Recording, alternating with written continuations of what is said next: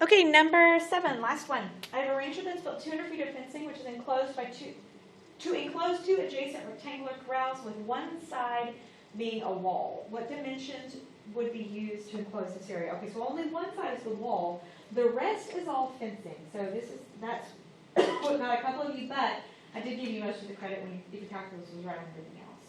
So I'm finding perimeter, but I just need this much. So let's say we're calling this whole side x, and we're calling this y. If I'm going to find the perimeter, it's going to be 1, 2, 3y plus x. And that has to equal 200.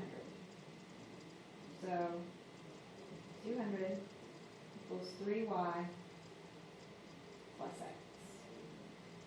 Now, area is found, in this case, it's going to be x times y.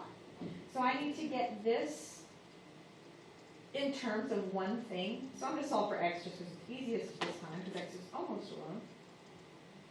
So 200 minus 3y equals x, which means if I rewrite my area formula in terms of x, I have x times, or I'll do it in terms of y, because that is what I just talked about.